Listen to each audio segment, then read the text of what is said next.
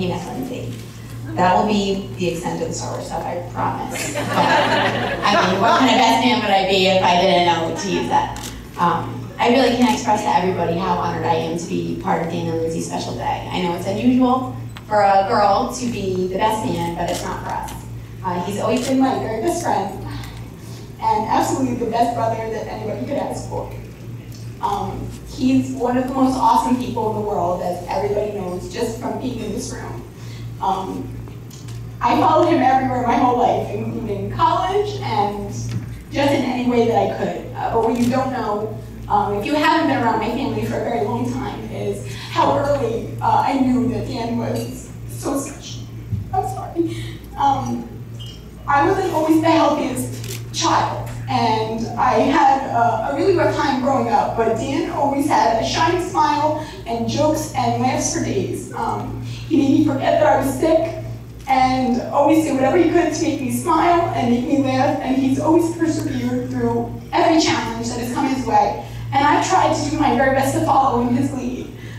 We've always done everything together, since as long as I can remember. From falling asleep in empty refrigerator boxes to singing Richie Valens' O'Donna with me wearing a blue wig and him playing the electric guitar. We've been to be that. He was my key man, my lino, a protector from shadows and monsters under the bed, always telling me, "It's okay, baby Jessie.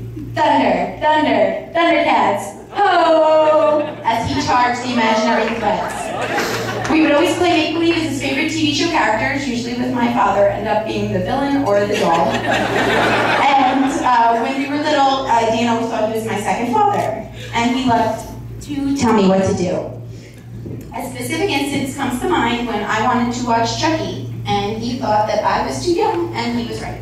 But I did it anyway. And being the natural prankster that he is, he dug out a talking doll of mine, put batteries in it, and sat it directly on the living room stairs.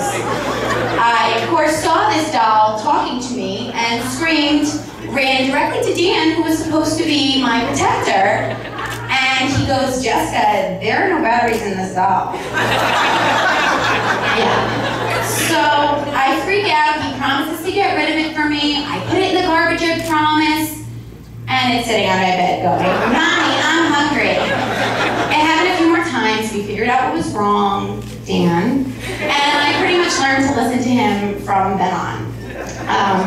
Luckily, I also got my sense of humor from Dan, though. I don't think I ever would have fully understood the potential of a fart machine without a tutorial on how to gross out people in public places. Luckily, we have that on video, right, Uncle Donald? You can show all future generations to come.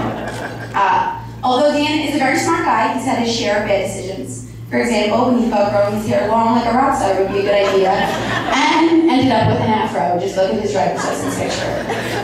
Or telling me on vacation at 16 that a Long Island iced tea is a great one to try for our first drink. Or simply trusting your college friends with a bag of potatoes. Only people will understand what I'm talking about. But my brother has made some pretty good decisions, and that brings me to Meesley say. When Dan first told me about Lindsay, I knew he had it really, really bad. He told me about this beautiful girl and how nervous he was to take her on a first date. He did not even bite of his meal that night. And then I met her, and I knew why he had fallen so hard. Lindsay is sincerely one of the most genuine, sweet, and caring people that I have ever met in my entire life. She's warm and kind and brings light into everyone she meets lives. Through all the ups and downs we have all been through together, she has always been a shining example of grace under pressure.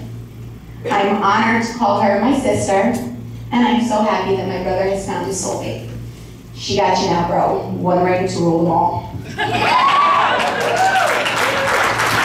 here's to Dan and Lindsay. To keep your marriage brimming with love and a loving cup. Whenever you're wrong, admit it. Whenever you're right, shut up.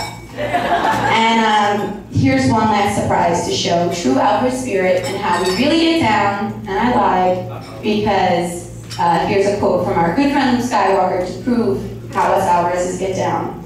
Jedi Masters don't go crazy, they just get eccentric. Get down.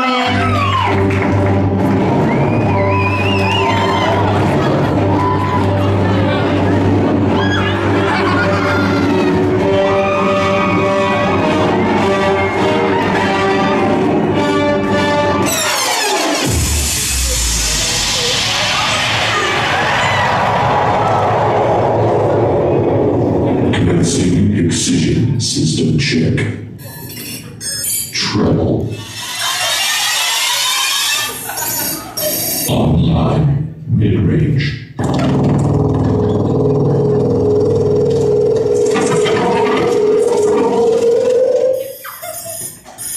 Online, bass. Unacceptable, increasing bass level.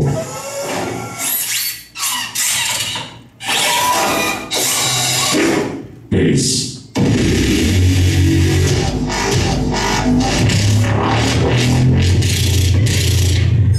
Online, full system scan completed. Watching music.